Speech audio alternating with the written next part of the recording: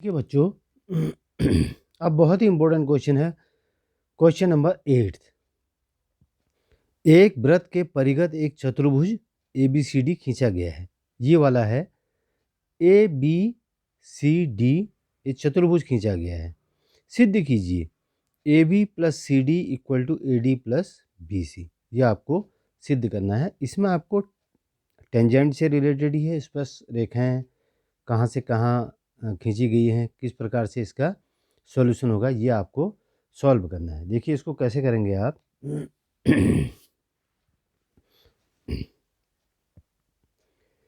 इसमें आप लिखेंगे, दिया क्या है आपको, दिया है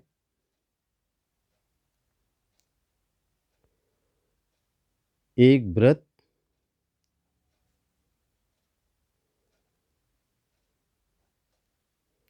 जिसका केंद्र O है और जिसकी भुजाएं, अच्छा, एक वृत्त O है जिसके परिगत, परिगत मतलब उसके चारों तरफ, उसके परिगत एक चतुर्भुज, चार भुजाओं वाला ABCD खींचा गया है।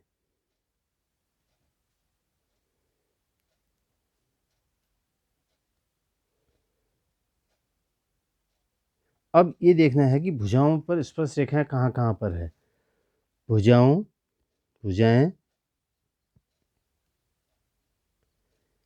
AB,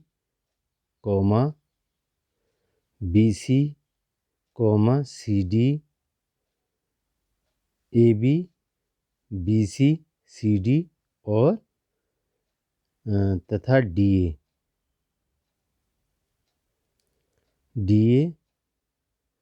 वृत्त को क्रमशः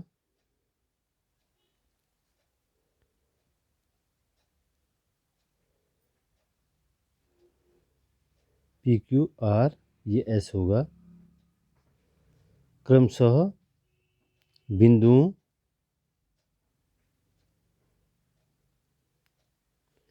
PQR और S पर स्पर्श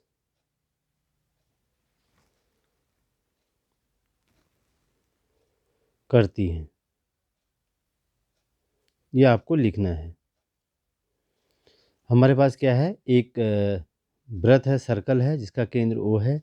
AB, BC, CD, DA जो है चतुर्भुज है इसके चारों ओर, और इसके स्पर्श बिंदु क्या क्या हैं, P है, Q है, R है और S है। ये है। अब प्रूफ क्या करना है आपको, सिद्ध क्या करना है, सिद्ध करना है। बहुत ही इजी क्वेश्चन है, आप ध्यान से देखिए। AB + CD = प्रूव करना है AD + BC। अब यहाँ पर आप प्रूफ करेंगे इसको, प्रूफ या उत्पत्ति जो भी आप लिखना चाहें। रेखा, ये चतुर्भुज की रेखाएं हैं AB तथा BC, AB तथा AD, AB तथा AD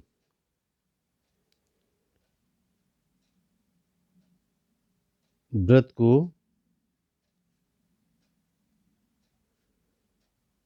P तथा S पर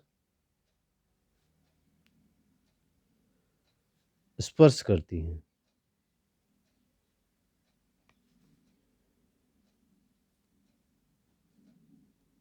देखिए AB रेखा ये है, AD रेखा है, कहाँ स्पर्श करती है, एक P पर स्पर्श करती है, दूसरा S पर स्पर्श करती है। तो इसमें क्या लिखेंगे आप, AP = AS। देखिए AP = AS, AP = AS। तो यहाँ पे ये लिख सकते हैं आप, बाह्य बिंदु से, बाह्य बिंदु से वृत्त पर खींची गई स्पर्श रेखा की लंबाई, स्पर्श रेखाओं की लंबाई बराबर होती है। इस प्रकार से भी लिख सकते हैं आप। अब पहले मैंने ए बी रेखा ली और ए डी रेखा ली। इसमें क्या है, A P equal to A S हो गया। देखिए बाह्य बिंदु से स्पर्श रेखा की लंबाई बराबर होती है। देखिए अब इसको प्रकार से बनाना। अब उसके बाद यहाँ क्या आएगा, पी बी इक्वल टू, यहाँ से भी वही है, बी से ये दूरी बराबर है, यहाँ से ये दूरी बराबर है। और यहाँ पर लिख सकते हैं ए बी तथा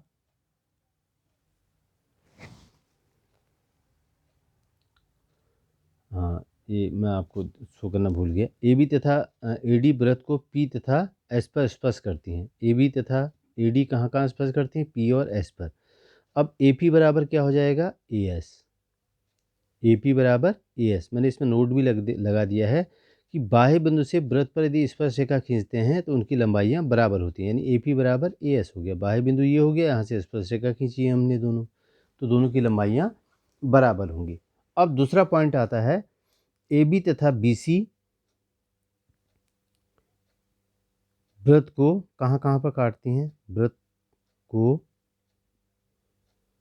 पी ओ क्यू पर स्पर्श करती हैं,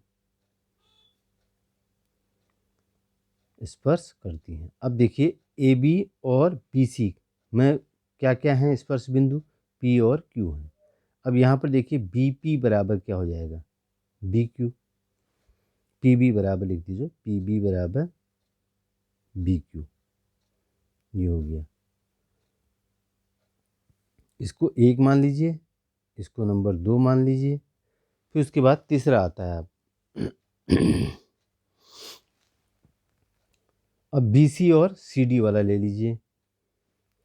बी सी तथा सी डी वृत्त को क्यू व आर पर स्पर्श करती हैं।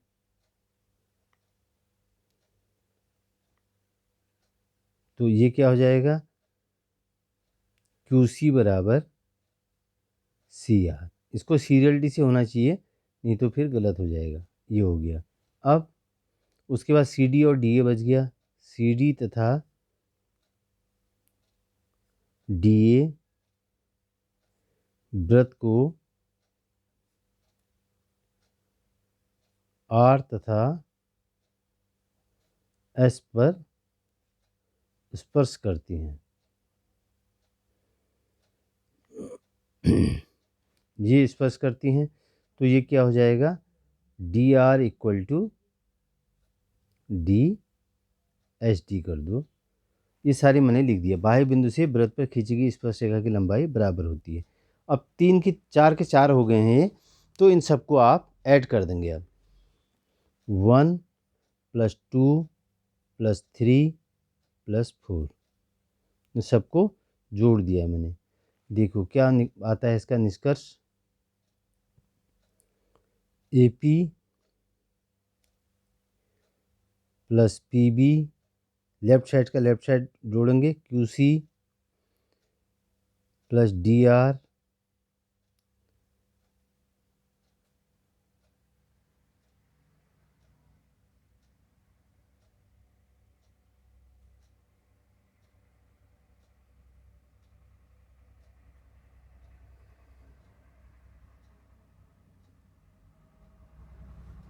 डी आर बराबर बी एस एच डी। ठीक है।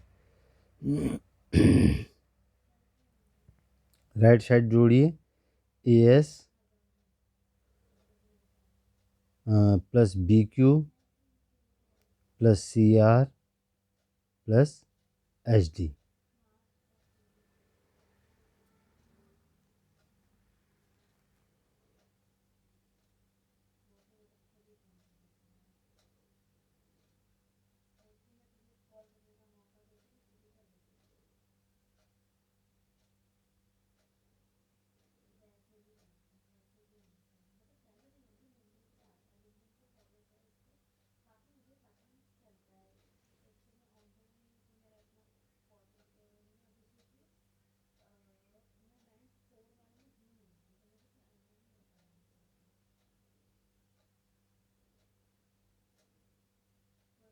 देखो वैसे बनेगा नहीं ये।